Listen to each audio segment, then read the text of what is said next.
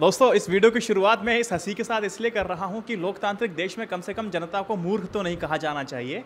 आपको मूर्ख समझा जा चुका है और लगातार आप इसको सिद्ध कर चुके हैं और वोट के रूप में आप देते हैं। सरकार ने बोला कि हम प्राइवेटाइजेशन नहीं कर रहे हैं, लेकिन हम मोनेटाइजेशन ऑफ पाइपलाइन कर रहे हैं। इसका मतलब आपको समझ में नहीं आया? कॉमन सेंस आपने नहीं लगाया? क्या आपका कॉमन सेंस अनकॉमन हो चुका है? नहीं हुआ ना? तो क्यों? आपने सहज तरीके से स्वीकार कर लिया। सरकारी नौकरी खतरे में साहब, रिजर्वेशन खतरे में है, लेकिन देश की जो सरकार है ना, वो सुरक्षित हमेशा रहेगी, क्योंकि CAA, हिंदू मुस्लिम लव जिहाद, ये ट्रेंडिंग टॉपिक है और आपकी नब्ज में से भी 3 चीज़ें घुसती हैं। देखिए दोस्तों, सरकार का मुझे एक बयान याद है। सरकार ने कहा था कि सरकार का काम कभी भी बिजनेस करना नहीं होता। साहब, ये बात आप भारत के परिप्रेक्ष्य में कैसे कह सकते हैं? और ये बात आप तब कह रहे हैं जब देश में 365 से भी कम कमाने वाले की जनता, जिसको बिलो पॉवर्टी लाइन कहते हैं, उसमें 23 करोड़ लोग फॉल करते हैं। 9 लाख से ज़्यादा बच्चे माल न्यूट्रिशन के शिकार हैं। करोड़ों लोगों ने अपनी नौकरियां खो दी हैं। तब आप कह रहे हैं कि देश की सरकार का काम बिजनेस करना नहीं है। ये जन विरोधी बात मैं कहता हूँ। पॉइंट नंबर 2, सरकारी नौकरी खतरे में है। अब आप समझिए, सरकार ने बोला कि हम मोनेटाइजेशन ऑफ नेशनल पाइपलाइन कर रहे हैं। ये जो पाइपलाइन वाली बात है ना, आप इसको पाइपलाइन मत समझिए।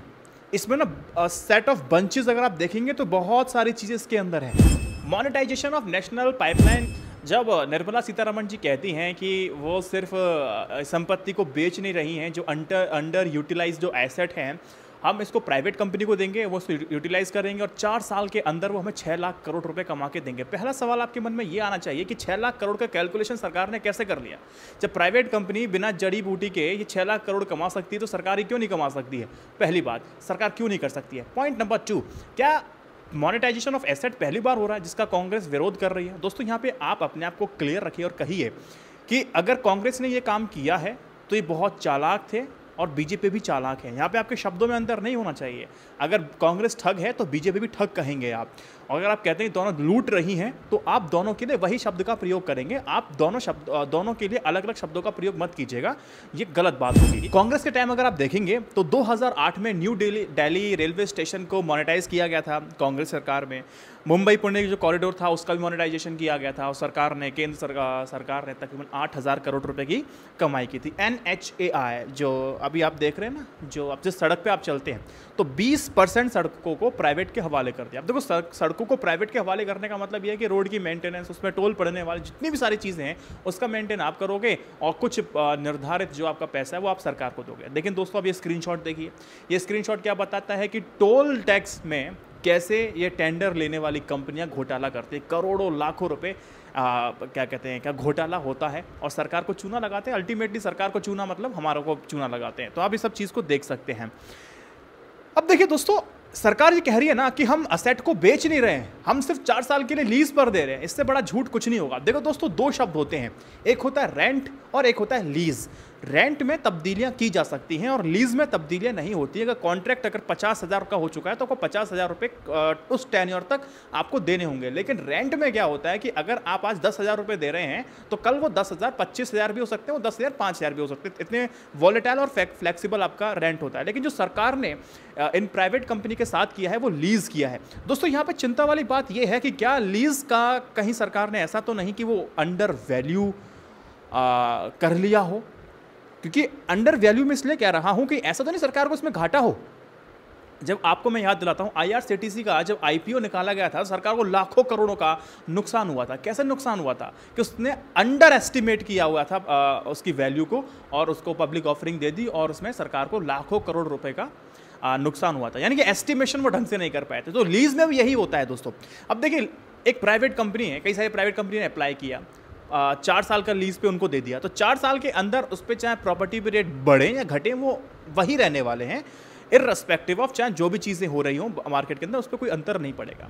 अब देखिए, यही 4 साल को बढ़ा करके अगर 40 साल या फिर 10 साल 15 साल 20 साल अगर कर दिया जाए, जिसकी संभावनाएं बहुत अधिक है, बताऊँगा आगे चल के कैसे, तो क्या होगा कि जैसे सरकार अभी बीजेपी की है, कल किसी और की सरकार आती है, कांग्रेस की आती है, और किसी की सरकार अगर आ जाती है केंद्र के अंदर, तो अगर वो चाहे कि इस एग्रीमेंट को क्लोज करे और हम इस एग्रीमेंट के साथ हम काम नहीं करेंगे, ये हमें मॉडल बिल्कुल समझ में नहीं आया, देश की जनता के हित में नहीं है।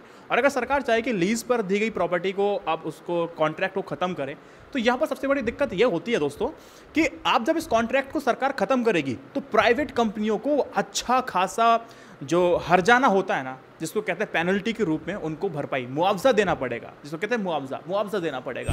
तो इसलिए मैं कह रहा हूं आप सभी से कि ये बहुत बड़ी वाली बात है समझना कि कहीं घाटे का सौदा तो नहीं है, ये भी सोचा जाना चाहिए। और आप सबको पता है कि अगर आप किसी को प्रॉपर्टी दे रहे हैं 4 साल 5 साल 6 साल 10 साल 18 साल 20 साल, अब इसमें अगर मैंने अपनी गाड़ी किसी को दी है तो मैं सब बोलूँगा मुझे यार हर महीने तू मुझे 25,000 30,000 40,000 रुपये दिया करना और बाकी इसकी सर्विसिंग मेंटेनेंस तू खुद करते रहना। ऐसी ही केस में सरकार जब अपनी प्रॉपर्टी दे रही है, जिस प्रॉपर्टी में आपका भी खून पसीना लगा हुआ है, तो उस प्रॉपर्टी में सरकार कहती है कि ठीक है हम आपको दे रहे हैं और आप इसका मेंटेनेंस करना और कोई समस्या इसमें नहीं आएगी। तो आप सोच के चलिए 4 साल के अंदर नई चीज़ पर कितना मेंटेनेंस कॉस्ट आता है।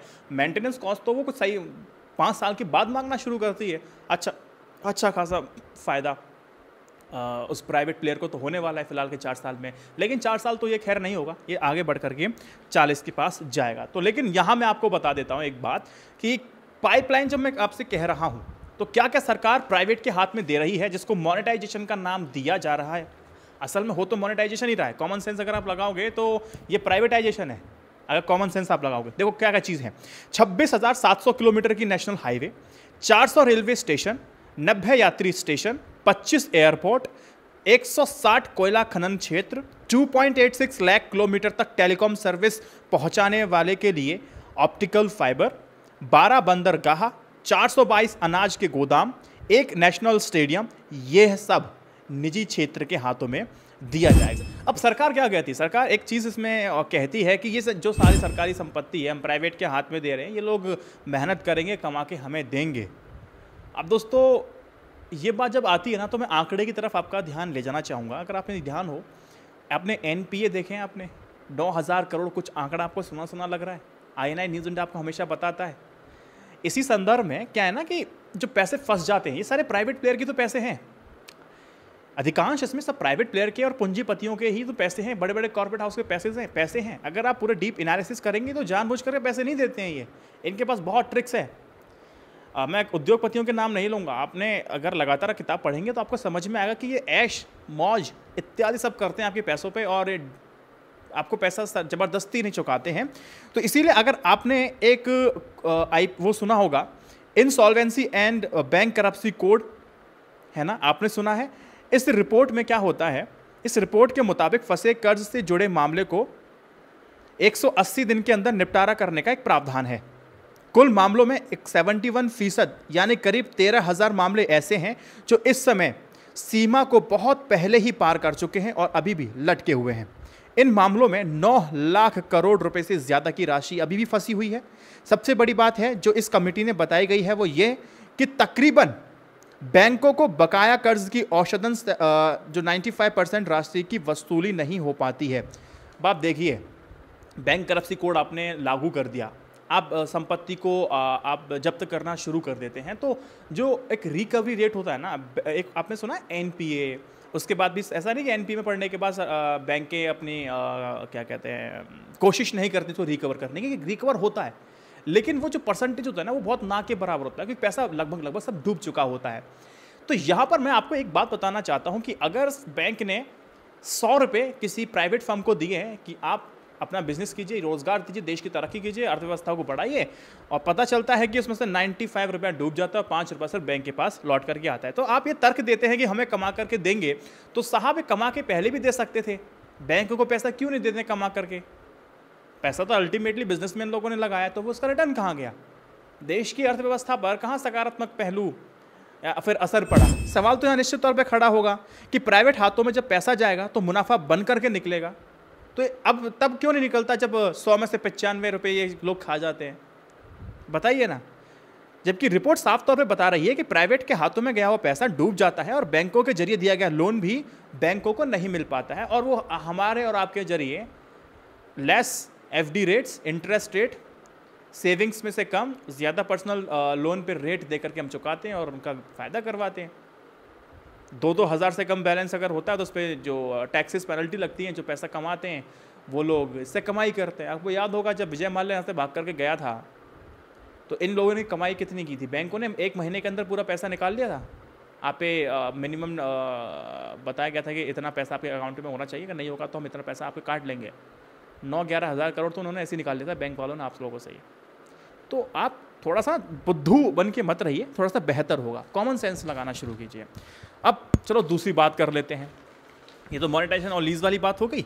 अब दूसरी बात करते हैं। चलो मान लिया कि 4 साल को आपने एक प्राइवेट कंपनी को आपने टेंडर दे दिया। अब उस प्राइवेट कंपनी का काम क्या होगा कि ज़्यादा से ज़्यादा हम पैसा इससे बना सकें, चीज़ों को महंगा करेंगे, रोड पे जो टैक्सेस हैं उसको बढ़ा देंगे। रोड पे आप चल रहे हैं तमाम तरह के टैक्सेस आप देंगे, रोड टैक्स अगर आप देंगे वो आपको पैसा देना पड़ेगा, ज़्यादा पैसा आपको देना पड़ेगा। सड़क का इस्तेमाल करेंगे ज़्यादा पैसा आपको देना पड़ेगा। रेलवे में आप जा रहे हैं तो आपको ज़्यादा पैसा देना पड़ेगा। अल्टीमेटली आपकी जेबों पर ये भारी पड़ेगा। सिर्फ 4 साल का मैं लेकर के चल रहा हूँ। ये उद्योगपतियों की बिल्कुल एक कोशिश रहेगी कि हम ज़्यादा से ज़्यादा मुनाफा कमा सकें। सिर्फ 4 साल। अगर आप थोड़ा सा और कॉमन सेंस लगाइए, जो भी बना बनाए इंफ्रास्ट्रक्चर इनको मिलेगा, नया पुराना जो भी है, तो ये प्राइवेट सेक्टर भी खुद का अपना इन्वेस्टमेंट करेंगे, बड़ी बड़ी मशीन्स इसमें लगाएंगे, बड़े बड़े इसमें इन्वेस्टमेंट्स करेंगे, इंफ्रास्ट्रक्चर लगाएंगे और कहेंगे 4 साल बाद कि हम जा रहे, कोई बात नहीं, अब सरकार इस्तेमाल करे इसका। ये बेवकूफ़ है क्या?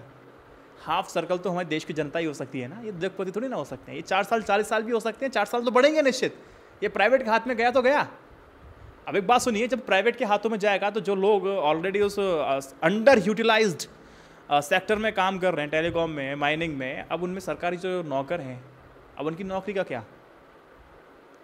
पहला सवाल, ये जो प्राइवेट कंपनी है, अंडर यूटिलाइज्ड जो एम्प्लॉयज़ हैं, सरकारी एम्प्लॉयज़ हैं, अब इनसे फुल प्रोडक्टिविटी के साथ काम करा लेगी? नौकरी इनको निकालेगी? सिंपल सी बात ये है कि जब प्राइवेट कंपनी आएगी तो वो सरकारी नौकरी के लिए लोगों को रिक्रूट करेगी या फिर वो 15,000, 20,000, 25,000 देकर लॉलीपॉप पकड़वा करके 24 घंटे काम करवाएगी? वो तो मैक्सिमम प्रॉफिट के लिए हम काम करेगी। तो नौकरी आपकी खतरे में साहब, आप इस बात को समझिएगा। जो बेचारे जो यूथ होगा वो 15-20 हज़ार रुपये में काम करना शुरू करेगा। अभी योगी आदित्यनाथ जी क्या कर रहे हैं पता है आपको? संस्कृत विद्यालयों में इन्होंने बोला है कि हम नियुक्तियां कर रहे हैं सिर्फ 1 साल के लिए, सिर्फ 1 साल के लिए 12 और 15,000। अगर आप 10वीं तक पढ़ाते हैं आपको 12,000 रुपये महीने मिलेंगे और 15,000 आपको मिलेंगे 12वीं तक, 12वीं क्लास तक पढ़ाते हैं तो। और सिर्फ 1 साल का कॉन्ट्रैक्ट है और तब तक चुनाव और वोट पड़ जाएंगे। अच्छा, ये क्यों किया जा रहा है? सिर्फ आंकड़े दिखाने के लिए हमने इतने लोगों को नौकरियाँ दे दी। झूठ तो बोल नहीं सकते ना, आंकड़े दिखाने पड़ेंगे कहाँ नौकरी और कैसे नौकरी दी है। तो यहाँ पर डाटा सही करने के लिए ये सब किया जाता है। तो ये सब होगा, ठीक है, आंकड़े में आपको दिखाई देगा इतनी रोजगार हो गया, लेकिन वो अंडर कहते हैं ना, अंडर एम्प्लॉयमेंट, वो वाली स्थिति बन जाएगी और ये चीज़ आपको देखनी होगी। और इस बात की क्या गारंटी है कि जो ऑलरेडी वहाँ स्टाफ काम कर रहा है वो नहीं बदला जाएगा? बिल्कुल बदला जाएगा। क्यों रखेगा कोई व्यक्ति आपको? अगर प्राइवेट वाले इन सरकारी नौकरों से अच्छा काम करवा सकते हैं, सरकार क्यों नहीं करवा सकती है? अब एक बात और कॉमन सेंस से लगाइए। अब एक बात सोचिए, अपने दिमाग से सोचिए कि इसका क्या लॉजिक बनता है कि पहले तो हमसे टैक्स सरकार लेती है, हमारे पैसे से इंफ्रास्ट्रक्चर खड़ा करती है, उस पर भी टैक्स ला के हम सरकार को देते हैं, सरकार वसूली फिर भी करती है उसके साथ साथ। उसके बाद क्या होता है? ये प्राइवेट के हाथों में देती है, प्राइवेट वाले अपने कमीशन देते हैं, कमीशन लगा करके उस पैसे को और ज़्यादा बढ़ा देते हैं, फिर और वसूली जनता से करते हैं। या देश की सभी जनता के ऊपर क्या यहाँ पर हाफ सर्कल, जिसको मैं कहूँ सी लिखा हुआ है क्या? बताइए आप मुझे, सी लिखा है क्या? दोस्तों, कुल मिला के मैंने आपको सारी बातें यहाँ पर बता दी हैं। अगर मैं समअप करूँ चीज़ों को, पहला कि लीज़ और रेंट में कहीं ऐसा दिक्कत ना हो कि हमने अंडर यूटिलाइज कर लिया हो, अंडर एस्टिमेट कर लिया IPO की तरफ। सेकंड, एम्प्लॉयमेंट ख़त्म है। तीसरा, 4 साल नहीं 40 साल जाएगा। चौथा, आपने टैक्स दिया, सरकार ने टैक्स लिया, फिर प्राइवेट कंपनी आई, उसने अपना कमीशन लगाया, फिर आपसे वसूली की। क्या बात है यार, क्या बात है। ऐसी देश की जनता लोकतंत्र में क्यों मिलेगी? क्यों मिलेगी? ऐसी जनता तो आपको कहाँ मिलती है पता है? कोरिया चले जाओ आप, वहाँ मिलेगी। जय हिंद, वंदे मातरम। मत करो शेयर, छोड़ो यार, तुम्हारे बस की कुछ भी नहीं है यार, मत करो। बाय।